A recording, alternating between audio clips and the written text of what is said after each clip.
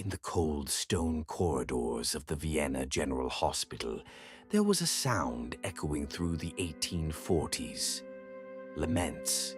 But this sound did not rise from war or old age. It came from the very place where new life began, the maternity wards. Women were falling into the grasp of an invisible executioner known as childbed fever before they could even hold their newborns in their arms. And right in the middle of this darkness, one of the most tragic and haunting figures in the history of medicine stepped onto the stage, Ignaz Semmelweis. Now I bring you not just the story of a doctor, but of a man who, in his relentless pursuit of truth, ultimately prepared his own end. Ignaz Semmelweis. In 1846, when the young Ignaz Semmelweis began working at the Vienna General Hospital, he encountered a strange anomaly. The hospital had two separate maternity clinics. In the first, medical students were being trained. In the second, midwives were in charge. The numbers were terrifying. While approximately 18% of the women who gave birth in the first clinic lost their lives, this rate was only around 2% in the clinic run by midwives. Women were so aware of this difference that they would fall to their knees and beg not to be admitted to the first clinic.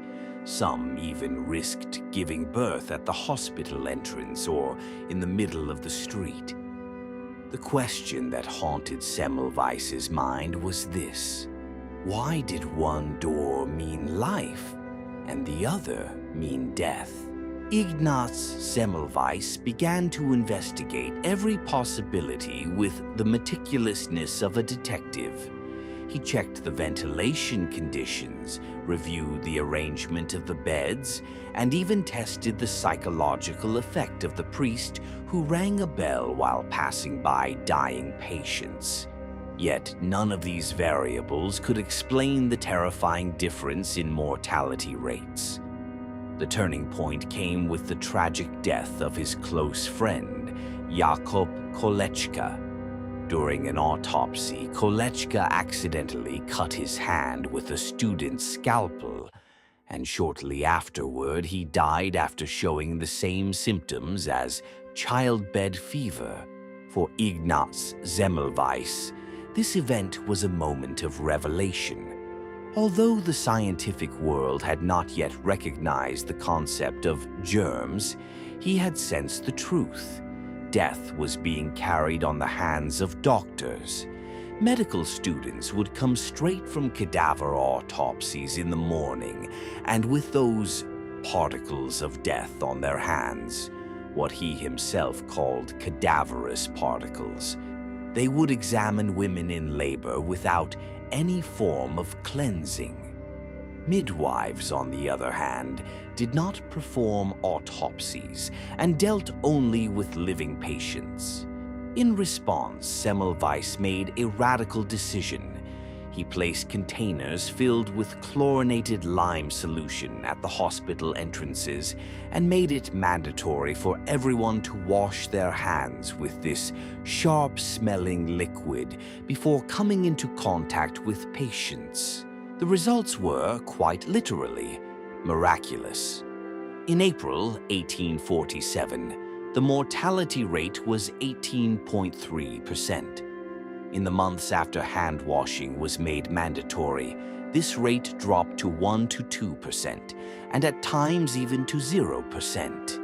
Ignaz Semmelweis had, with nothing more than a simple rule of hygiene, virtually pulled thousands of mothers back from the grave. However, instead of applauding this extraordinary success, the medical world of the time chose to turn against him. The leading professors of the era mocked him, saying, "We are gentlemen. Our hands cannot be dirty." To them, the cause of diseases had to be either bad air, miasma, or fate, never their own hands. Ignaz Semmelweis grew increasingly harsh in the face of this blind stubbornness. In the letters he wrote to his colleagues, he began openly accusing them of being murderers. However, these outbursts and the deep-rooted arrogance he tried to dismantle ultimately led to the end of his career. He was dismissed from Vienna and returned to Budapest. Yet he encountered the same resistance there. No one wanted to accept this simple truth. This years-long lonely struggle deeply shook Semmelweis's mental stability. In 1865, he was deceitfully admitted to a mental asylum. While attempting to escape, he was brutally beaten by the staff. And here, the cruelest irony of fate unfolded. Ignaz Semmelweis died alone in a hospital bed from the very deadly infection he had fought against throughout his life, sepsis. Just like the mothers he had tried to save, he became a victim of a system where hygiene was neglected. Years after his death, when Louis Pasteur and Joseph Lister proved the germ theory, the world finally acknowledged that Semmelweis had been right.